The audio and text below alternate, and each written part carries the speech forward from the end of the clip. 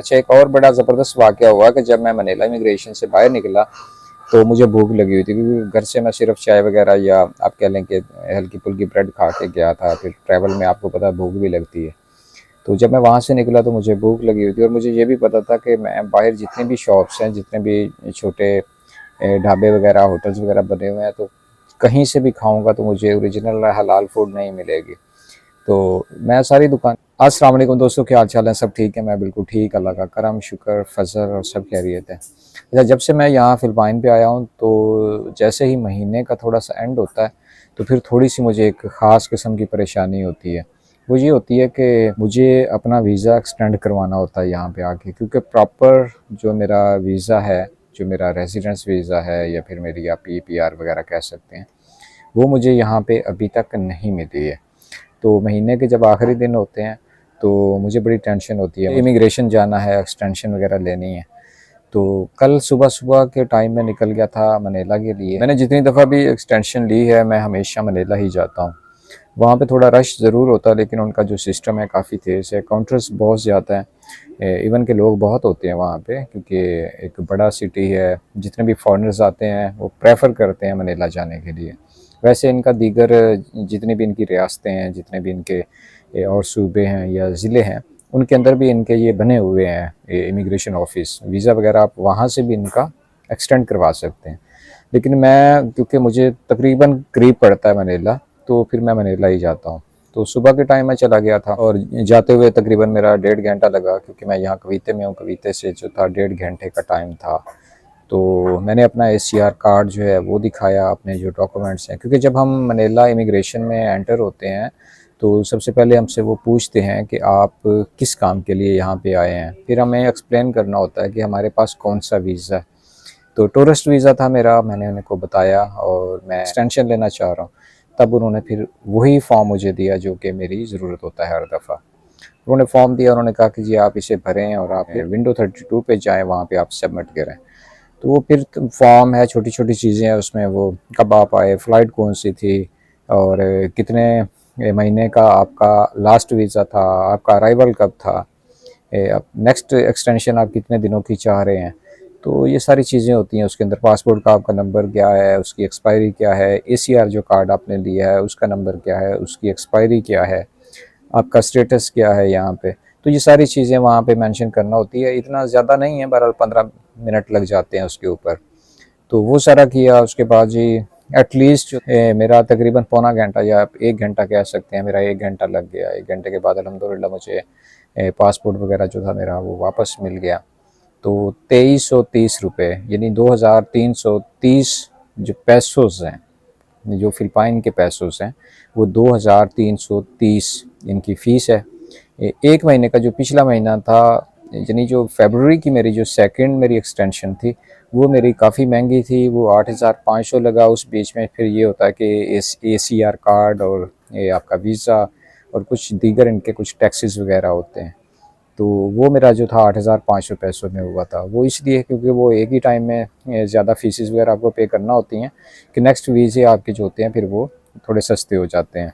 यानी अगर आपने 2330 रुपये एक मंथ का भरा है तो आपका 4600 बनता है 2 महीने का, लेकिन फिर वो ये होता है कि वो आपका ऑलमोस्ट 3500 बन जाता है। अगर आप 6 महीने की एक्सटेंशन चाह रहे हैं तो फिर वो और थोड़ा कम हो जाता है। ACR कार्ड के भी काफ़ी फ़ायदे होते हैं। उसमें आप अपना ड्राइविंग लाइसेंस जो है वो यहाँ पे अप्लाई कर सकते हैं, बैंक अकाउंट ओपन करवा सकते हैं, और इस तरह की दीगर कुछ इमारात या सहूलियात आप कह सकते हैं वो यहाँ पर मिल जाती है। तो मैंने वो फरवरी के महीने में ज़्यादा मुझे पे करना पड़ा और मैंने ACR कार्ड ले लिया था। अच्छा, मेरे यहाँ पे एक दोस्त भी रहते हैं जो कि जिनके बारे में ईद के दिनों में मैंने वीडियो अपलोड की थी, तो उनका भी वीज़ा जो था वो आज 28 तारीख को ख़त्म हुआ। तो वो फिर आज 28 तारीख को ही वो सुबह सुबह के टाइम जो है बतंगास इमिग्रेशन ऑफिस गए।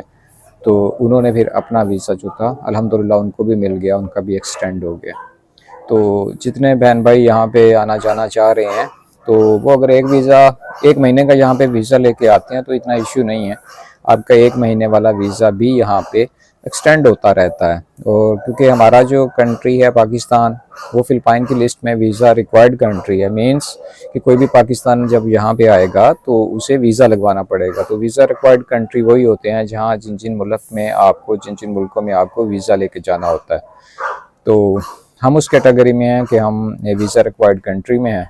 तो हम यहाँ जो है एक्सटेंशन जो होती है वो 24 मंथ के लिए, मीन्स के 12 और 12 24 2 साल तक हम यहाँ पे एक्सटेंड करवा सकते हैं और अपने 1 महीने वीज़े को लेके हम 2 साल तक चल सकते हैं। तो बाकी जो नॉन वीज़ा रिक्वायर्ड कंट्री होते हैं उनके लिए 36 महीने हैं। अगर वो 1 महीने का वीज़ा लेके यहाँ पे आते हैं तो वो 36 महीने तक अपने उसी विज़िट को एक्सटेंशन लेके 3 साल तक यहाँ पे रह सकते हैं। तो ये थी जी सूरत हाल वीज़ा के हवाले से। मैंने सोचा कि आप दोस्तों को मैं बता दूं कि जब महीने का थोड़ा एंड होने वाला होता है तो मुझे फिर थोड़ा इसके बारे में थोड़ा ज़हनी तौर पे खिंचाव टेंशन होती है कि यार उधर जाएं, जाके तो अपना वीज़ा जो है वो लें। वीज़ा जब मिल जाता है तो फिर वो जो आइंदा 20 22 24 25 दिन होते हैं वो बड़े आराम से गुजर जाते हैं। तो कोशिश मेरी ये है कि ये जो विज़िट को आगे बढ़ाते रहना या उसकी एक्सटेंशन लेते रहना, ये इतना ज़्यादा भी अच्छा नहीं है। एटलीस्ट फ़ीस वगैरह पे करना पड़ती है या हर महीने रेगुलर जाना पड़ता है, एक्सटेंशन लेना पड़ती है। तो मेरी कोशिश है कि मैं यहाँ का रेजिडेंस वीज़ा ले सकूँ। अगर वो मिल जाता है तो उससे फिर ये है कि मैं पाकिस्तान जा भी सकता हूँ और जब मेरा दिल करे फिर मैं आ भी सकता हूँ। तो वो यहाँ पे 1 साल 3 साल 2 साल 5 साल तक का मिलता है। तो अभी फ़िलहाल मेरे जो डॉक्यूमेंट्स हैं वो कंप्लीट नहीं है। जब मुझे इंशाल्लाह मिलेगा तो आप दोस्तों से शेयर करूँगा कि वो मुझे कितने में मिला, फ़ीस क्या है, कितने टाइमिंग के लिए मिला है। ये सारी चीज़ें क़बल इस वक्त हैं क्योंकि अभी मुझे खुद से पता नहीं है। जैसे इंशाल्लाह मैं हासिल करूँगा तो आप दोस्तों के लिए स्पेशल व्लॉग बनाऊँगा इंशाल्लाह ताला। अच्छा, एक और बड़ा ज़बरदस्त वाक़या हुआ कि जब मैं मनीला इमिग्रेशन से बाहर निकला तो मुझे भूख लगी हुई थी क्योंकि घर से मैं सिर्फ चाय वगैरह या आप कह लें कि हल्की फुल्की ब्रेड खा के गया था। फिर ट्रैवल में आपको पता है भूख भी लगती है।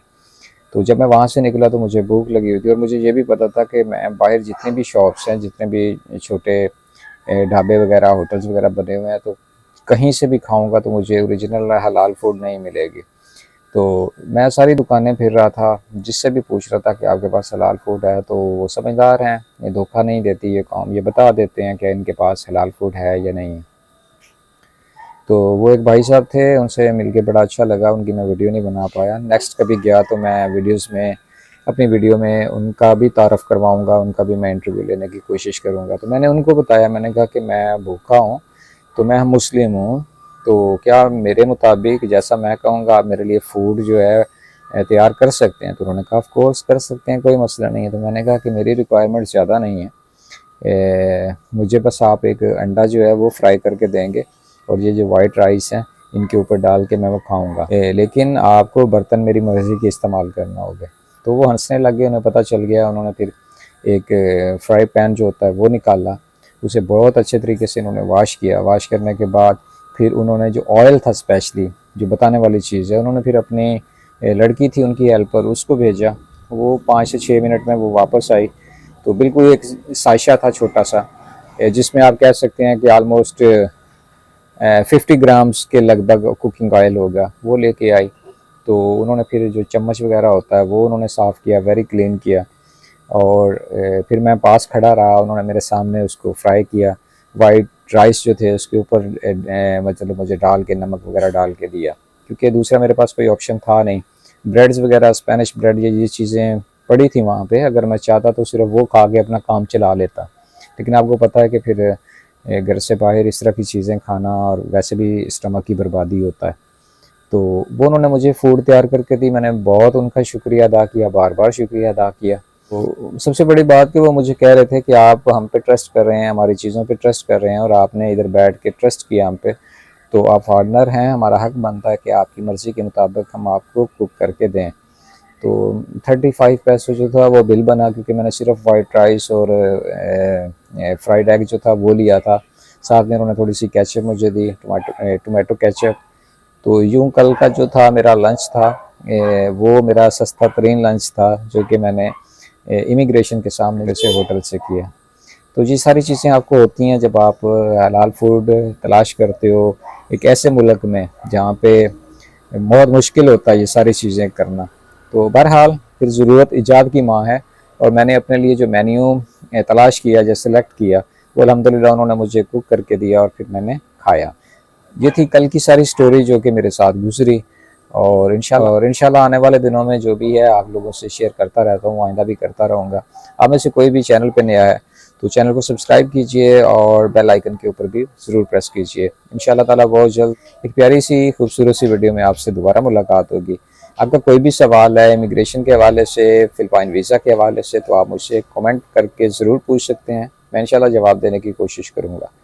तो बहुत जल्द जी मुलाकात होगी किसी एक और वीडियो में। अपना ख्याल रखिएगा और अपने इस चैनल का भी। अल्लाह निगहबान।